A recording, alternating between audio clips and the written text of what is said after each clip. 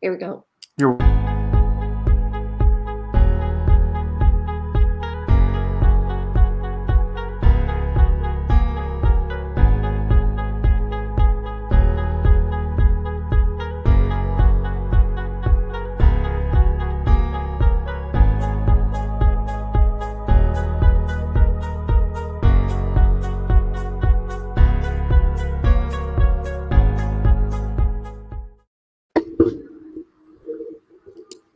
Good morning, everybody. It's Jane Johnston with the Briar Hill Group here with Andrew Plank from Royal LePage, and hello, everyone.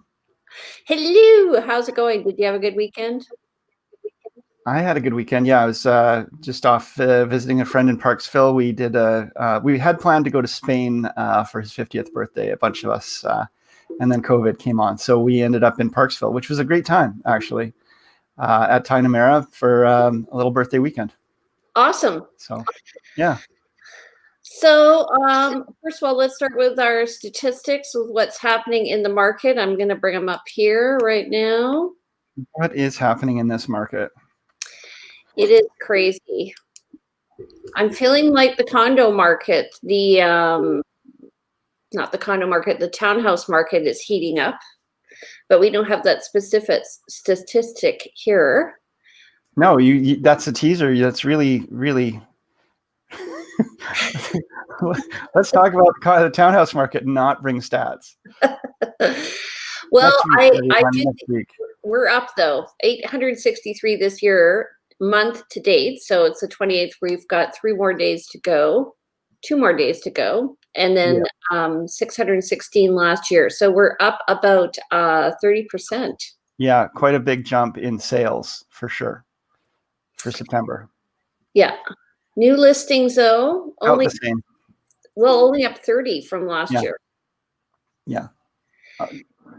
So overall, we're down 2,560 listings, active listings compared to 28-23. Did you find that it was busy over the past week?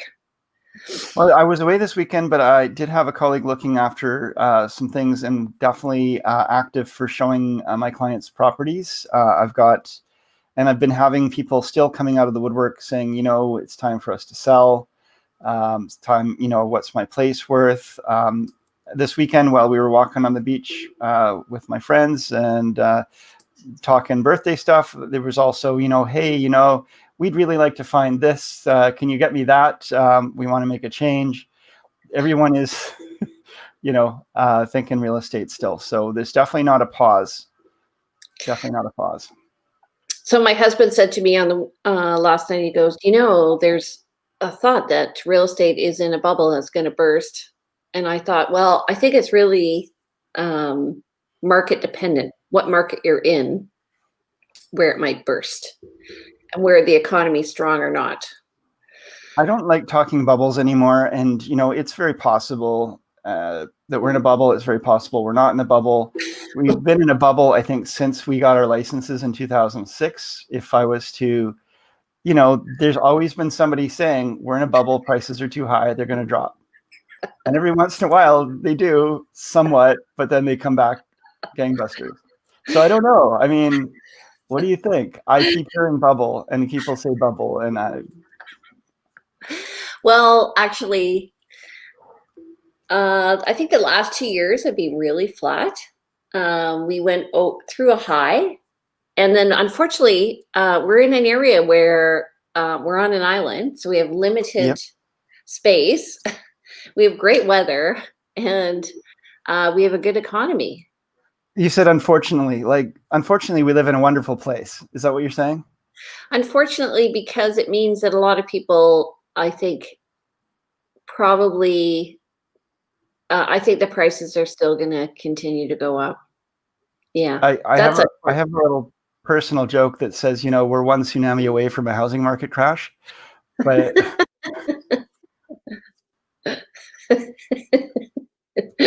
it's true. I do think about that. I'm actually up on a ridge for that. Oh, there's a couple of tremors out there. You're getting some laughs. I just thought I'd let you know. Yeah. Getting some laughs.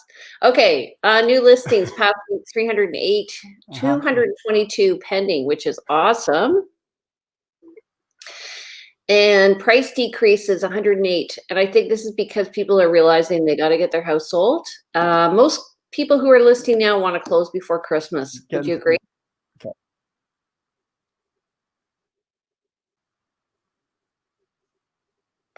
Oh, he has gone into Never Never Land. And then we have 196 sold. This is just in the past 7 days. So we see a lot of Quite a closings bit. happening. Are you back? Yeah. Okay. So I was reading Yeah, something. Go absolutely. ahead. I holidays and everything is out. People are planning around holidays. Andrew, you're going to have to go out and Who, come back me? in again. You're going to have to go out and come back in again. So we'll wait for Andrew to come out. I just want to tell you, on the weekend, I saw a board with some very good advice in our office. If you are closing on a deal, do not close on a Friday. And we've been told this since I got into real estate. The reason for that is because there are a lot of other deals closing on a Friday. It's stressful. If you're dealing with a bank back east, they're 3 or 4 hours away, and they close earlier than we do. So that can also be stressful. Often, if people are working like with a TD branch in Toronto or something, I've had that happen where solid buyer, the banker just went home at the end of the day, and on the Friday, we were hooped for the weekend. So that's number one. Number two is always have your completions in the middle of the week so that if there is a problem, that we then have a few days to rectify the situation. And then the third is to make sure you have your completion on one day and your possession on the next day. And what that does is it allows you to then, if there is a problem, we can delay it to the next day. Are you okay? And don't plan your move on the day of completion, plan your move on the day of possession. I'm fine. I didn't realize there was even a problem.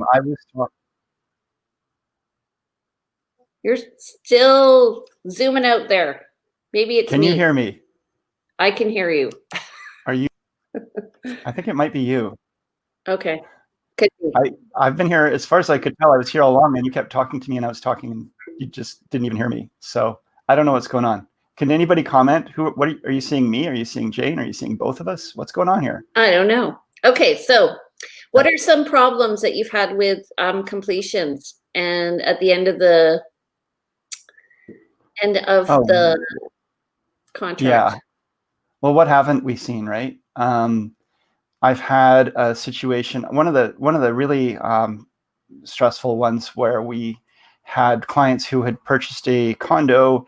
It was being sold under power of attorney, and they removed conditions. We had an unconditional contract. It was due to close in, I don't remember, a month or two. And then the seller passed away. And so suddenly we're in a situation where the contract had been signed by a person with power of attorney. With the person who'd given the power of attorney passed away, that contract was no longer good, because although you have in the contract some terms that say this is binding on your heirs, executors, and assigns, when someone passes, their power of attorney passes with them. And so that person who had signed didn't have the authority to sign anything further, and it went into a state. So my clients and they were moving here from out of province, and they had no place to go. And just luckily, we were able to negotiate and work out that they could actually come in prior to close. And we were able to, it took a year, I think, before probate was granted and everything all came through on that. It took a long, long time. So they're at home for quite some time. Can you hear me okay? Jackie Nagai says that you're coming in and out, but I can hear you. Okay. I think it's better now.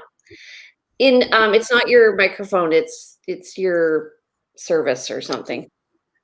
Anyway, I think my partner is in the other room, probably also on a Zoom call. So it might be that there's a lot of bandwidth being used.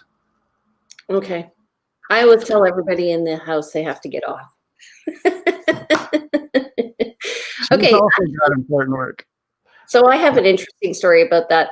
I had a buyer purchasing a house, and the realtor on the other side said something casually to me.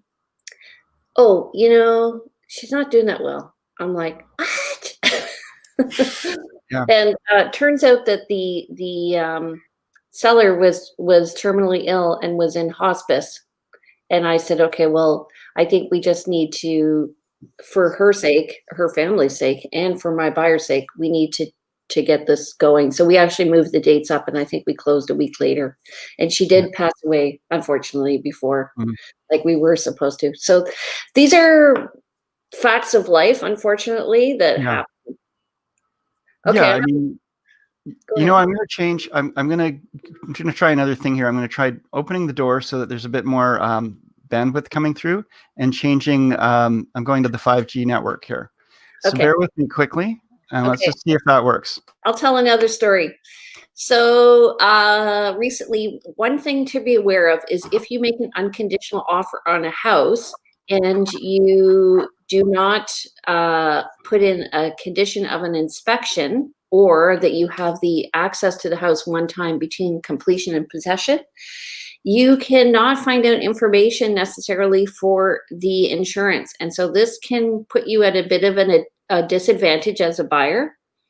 Yeah. And so what happened to one of my clients was they called me up and they're like, I need to know about the fireplace. And luckily the listing agent was very good. So Most times everybody's good about it, but sometimes, and we are coached oftentimes, don't let the buyers through after it's unconditional.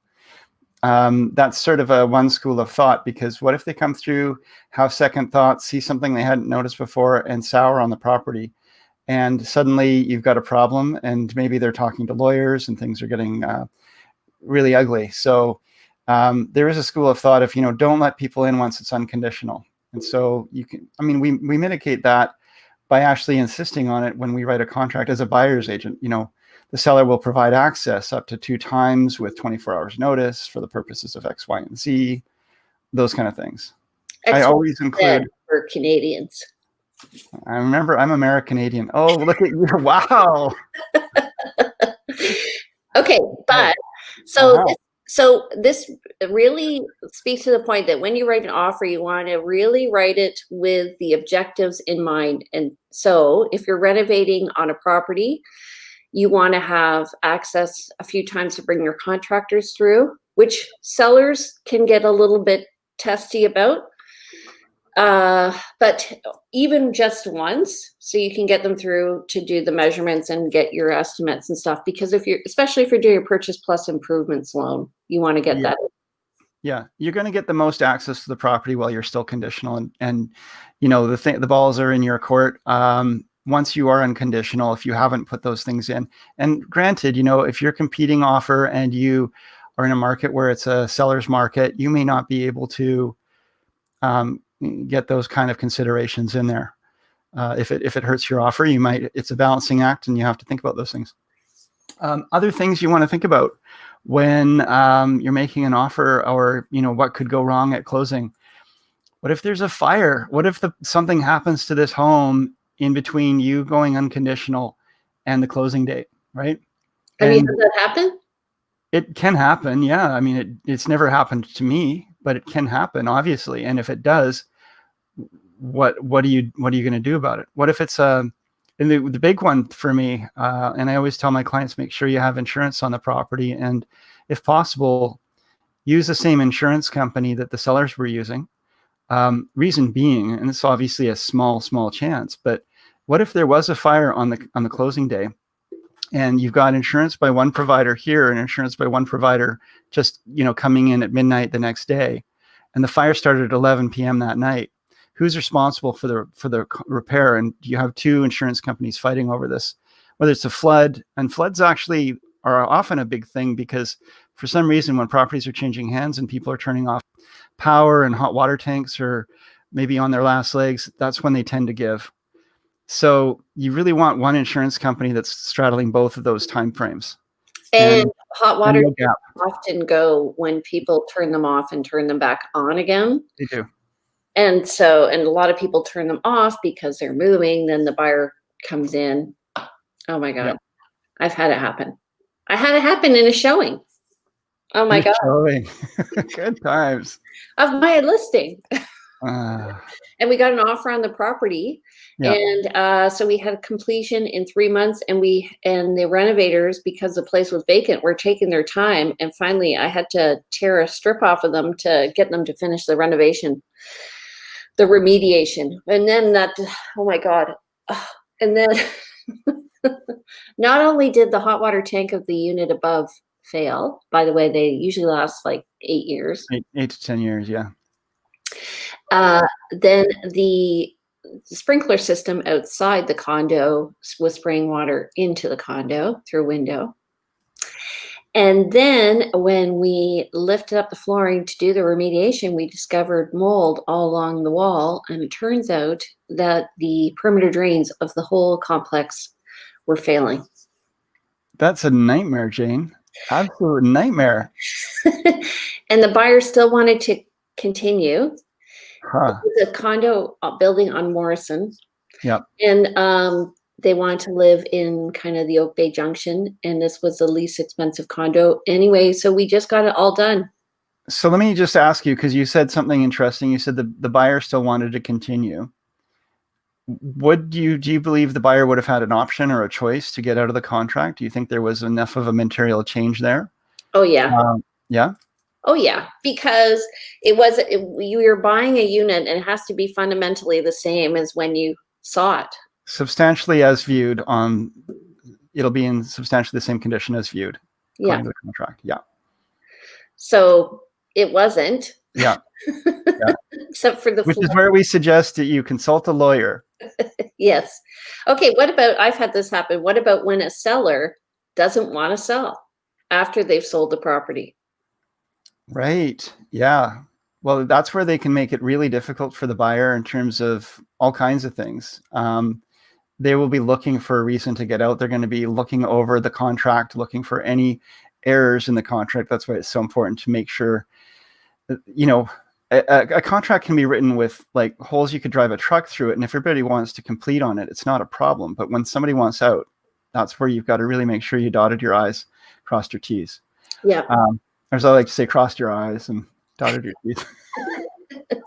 Well, I find like what we're doing, and thank God for Danielle, is she's checking the contract to make sure that everything is copacetic. Mm-hmm. Because we want to, Danielle's my assistant, we want to make sure we're precise. So like there's in paragraph 11 has a time of 4 p.m. that the completion. I don't know why they have that in there. But everybody now crosses that out based on the advice of one lawyer in the city. And if you get a contract that's not crossed out, I get a note from the office and I have to initial it. And then is that a counteroffer or is it like administrivia? It's a counteroffer technically. Yeah. And now we're going to go down a rabbit hole because I don't believe that's a good idea. Although I do it too, because it seems like, well, first of all, it shouldn't be that you have to have it done by the office. But if one person has done it, obviously, and it's missed the initial, it should be done. But it's not going to kill a contract one way or another if it's not written up. That thing crossed off. Now we're getting into really, subtle stuff. But crossed off just gives the lawyers more time to complete the transaction and work a little bit later. But if that by 4 p.m. means that if you have a number of domino effect closings and you have one done by 4 p.m. and it doesn't get done until 4 p.m., or if you've lost and it doesn't get done until 4 p.m., then they can still work on the next closings and get them done by, let's say, 5 p.m. or 6 p.m. But if it doesn't get done till 11:59 p.m., and there's other ones that are layered to go after that because there's a sale there's others, one purchase is subsequent on a sale, which is then I think it's a problem. So I don't actually believe that's a great clause. But now we're going down a side road. Okay. You get what I'm saying? I do get what you're saying. Yeah. So, one other issue. What happens? So, if there's a lot of crap in the property, so I've had this Yeah. happen where I didn't write the contract. I was working with I was mentoring another realtor, and they wrote the contract, and the basement was filled with crap. Yeah. And we're talking needles, rat poo, um, toys of a nefarious kind. That just sounds unhealthy on so many levels. And so, and I Yeah. happen to know the buyer quite well. And their mother showed up on completion date and she tore a strip off me because I showed up. And I'm like, So Hmm. anyway, we went over and we literally took a shovel and shoveled all that crap out. Yeah, you need a hazmat team at that point. It was So, brutal. as a matter of course, I do recommend to my clients, regardless of what time the completion possession dates on the contract show, and I also like to have them, ideally, there's a gap between possession and completion, so completion and possession.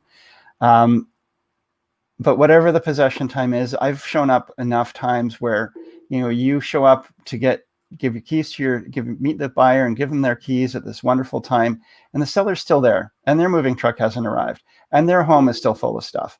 And it may not be needles and toys and things and rats, but it's still a problem. So, always coaching the buyers for worst case scenario. We're going to plan for the best. We're going to hope for the best and plan for the worst. One of the ways you can plan for that is contract, right? You put it into the contract. Options are a holdback, which is we're holding back money, and if this stuff isn't taken care of, the money goes to the buyer, and that goes towards compensating them for these problems or paying for junk removal or whatever.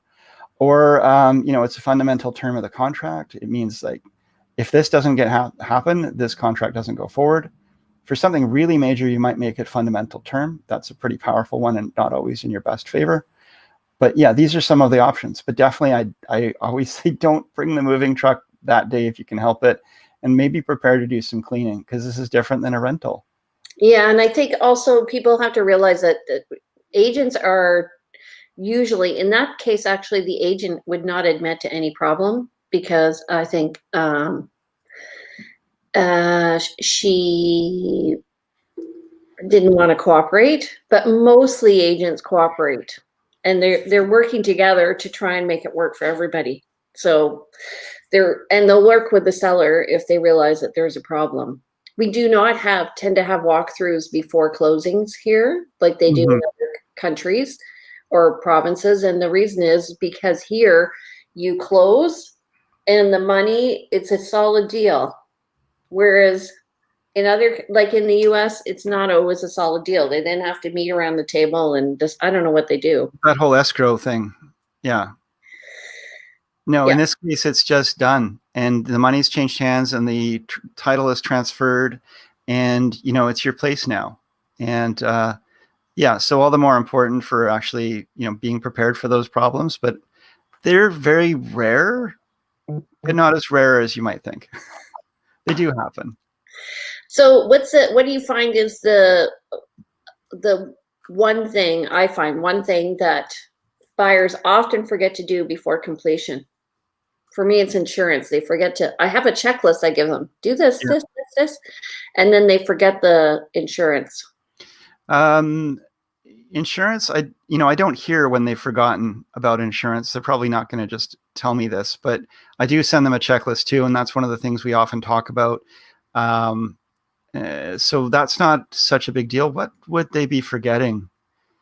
The main one, I think, is just forgetting that the place may not be perfect when you move in. Do be prepared for some work to do. They forget what we all forget. We have these rose-colored glasses, and we forget what it is we're buying sometimes. And then you get in and realize, oh, there's always a little bit, not always, but there can be some buyer's remorse. And there can be also some additional work that maybe hadn't been anticipated. So it's really important to manage that expectation and have that preparation.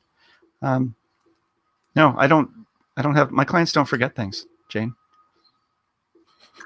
Yeah, I've had a friend of mine who was one of my first clients. This is when I started doing the checklist. Yeah, Think that the completion day was a possession day, right. and and had the moving truck ready. And anyway, there's a reason why there is the contract. So read the contract. Yeah, and also it is like again great to send reminders about those dates to your clients, because that is a piece that when you actually, that was something, I think we both do this as we have been in this career for a while. We start to see these recurring themes, and you realize that people's memories and even our memories are not infallible. So sending reminders, here's the actual dates, here are the things you have to do, knocking them over the head with it, making sure their insurance stuff is all lined up. Don't buy a car before completion. Um, Lots of little reminders that people go on about their lives and kind of forget about until it gets close to the day. We need to send them a calendar invite to the completion, a possession, I mean, Yeah, not the completion anymore, because we were sending it to the completion and they were getting confused. And so right. this is just jargon. Completion Exactly. when the money goes through, and possessions when you get the house. So often they're not at the same day. They're one day after the other. So here's one. Tenants. Oh yeah. You've negotiated vacant possession, and the tenants haven't moved out, or they're a problem tenant, or they've left a big mess. Um, do you have any kind of practice or policy around that? Never. I've never had a problem. Okay. Getting them noticed in time is sometimes a challenge, even just for the vacant possession. The timing of that can be problematic depending on, anyway, getting into subtleties, but Well, what I find honestly is you have to go back, like, what are the essential facts? And let's get back to the facts, because sometimes what happens where the train goes off the rails is when you have emotion coming into it and people getting upset. Like, I had a seller who wouldn't sign off on the last day. And, she just wanted somebody to listen to her. She was Mhm. saying goodbye to her home. I was in the States in the middle of a conference, and I just stepped into her room and I listened to her for half an hour Yeah. and express her sorrow about leaving her home, and then she was okay. Usually there's some underlying reason that we just have to figure out what is the issue here. And then once we figure out what the issue is, we can solve the problem. Yeah. Yeah. I haven't had a tenant not vacate. I've heard of that. But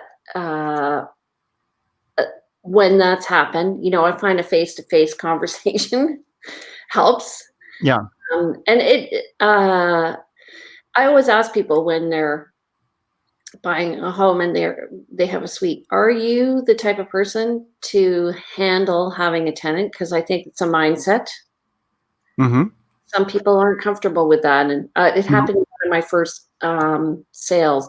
A couple bought a house and they had tenants, and she was already giving them a deal, and I'm like, don't give them a deal. Well, he can't afford the deposit. Okay, don't rent to him.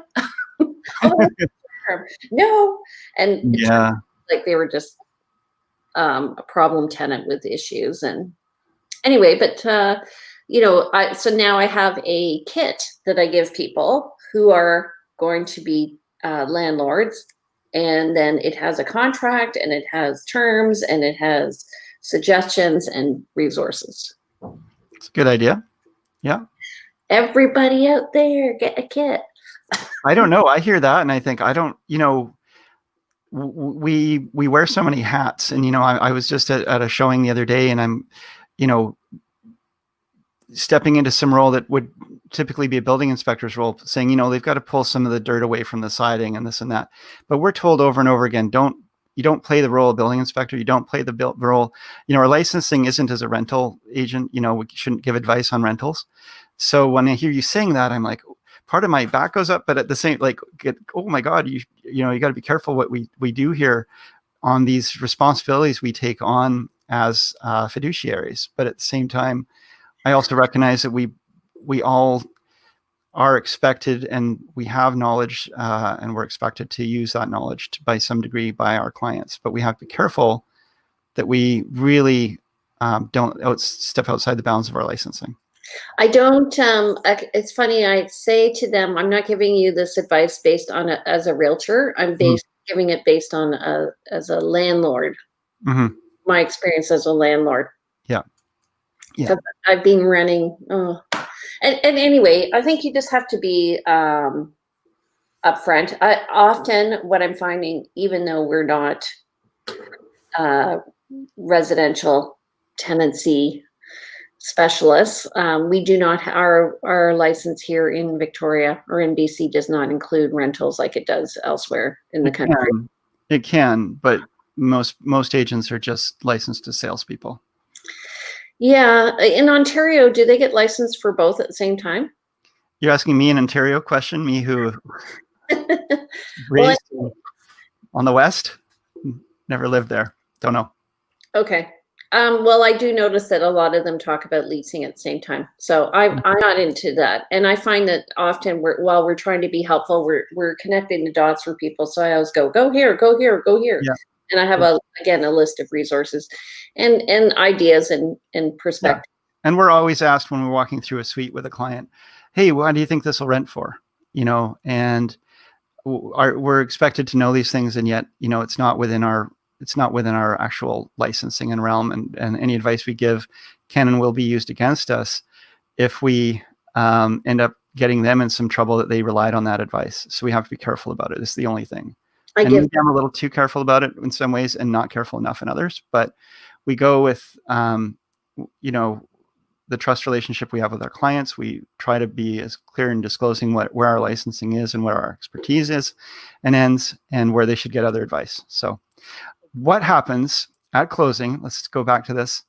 At closing, when the seller's agent hasn't received funds, let's say your purchase was waiting on the sale of your home, and your home proceeds haven't come through from those buyers, and so you can't actually get into the home that you're actually planning to buy from the proceeds of your sale because you actually haven't had the money to pay those folks yet.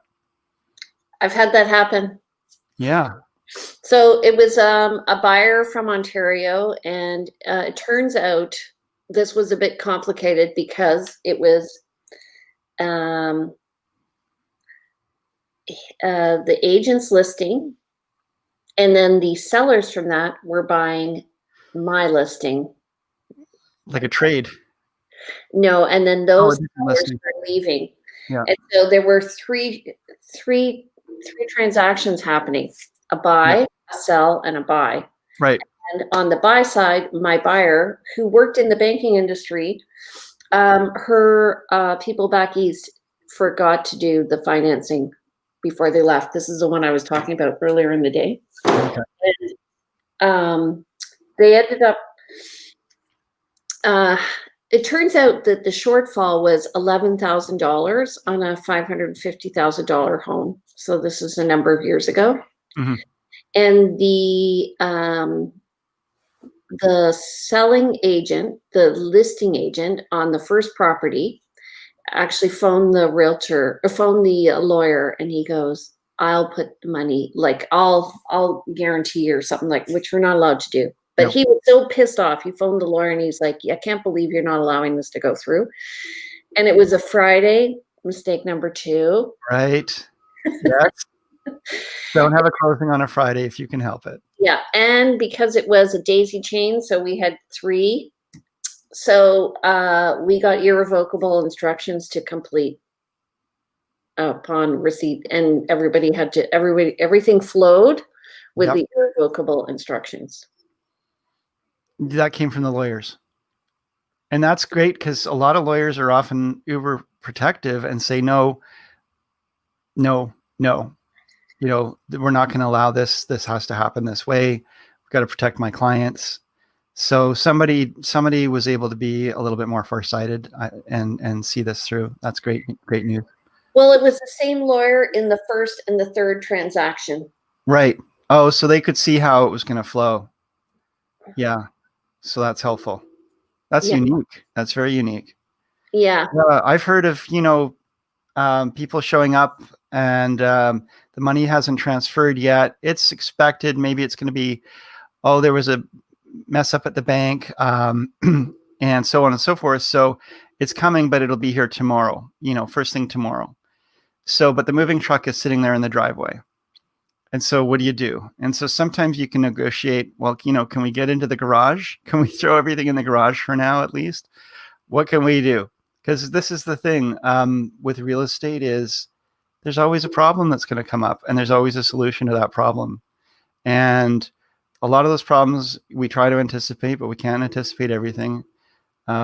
So what can we do to make these things work? And, you and I, Jane, we would work together on that. Some agents might be more like, no, this is the way it is. But we want to try to work and find solutions. And whatever it is, let's get that solution that works for the best people in the most broad way possible. Anyway, for most people, not the best people. Well, I think it's funny when I work with clients and they start analyzing the business. Yeah. And they say, I didn't realize, first of all, how much you do. Mm-hmm. I didn't realize how much you do I find it's a counseling job myself. Yeah. Career. And you have experience in that. And I have experience in that through teaching. Yeah.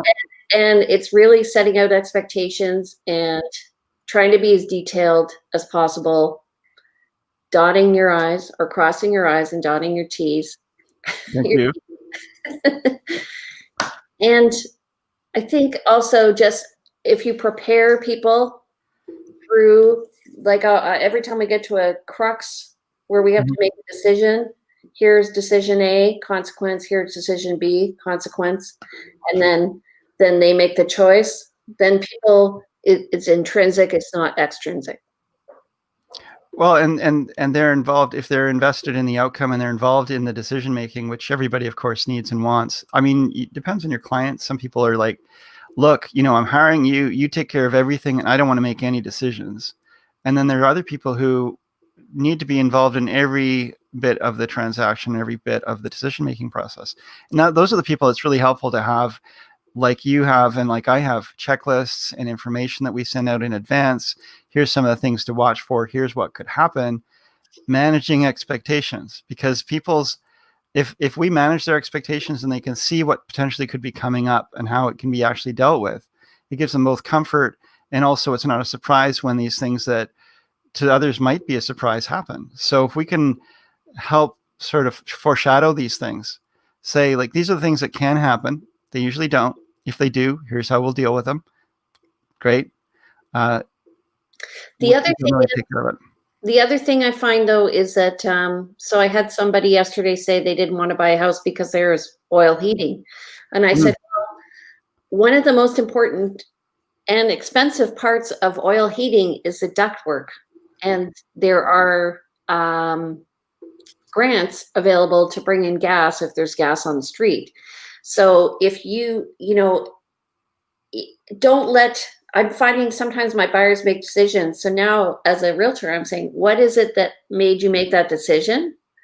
Why did that outcome come out from? And I hear that one a lot. And it's usually from people from back east, because I don't usually hear it from someone from Victoria or even Vancouver who says, I don't want oil heat.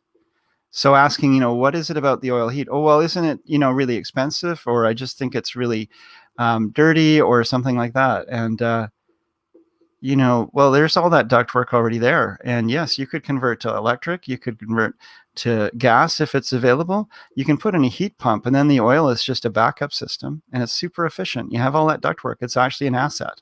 Yeah. Really. Yeah. But just even like somebody else, I find they're making assumptions. So really you have to kind of dig into what is the assumption that they have so that you then help them work through that decision. Yeah. Like, I don't want to buy a home with single pane windows, or I don't want to buy a home with X, Y, and Z, whatever it is. Yeah. And then you need to dig in and get that. And that's so much a part of our job is that, well, counseling, communication, but just asking questions, right? Why? What's important to you about that? And how are we going to, well, it's a great question. What is it about that that's important to you? Why is this? Why is a dangerous question? But what is a more powerful one? What is it? What is it you'd like to see? How did you come to that decision? That's what Mhm. I say. Okay. Yeah. Okay, what do you want to talk about next week? Well, we could talk about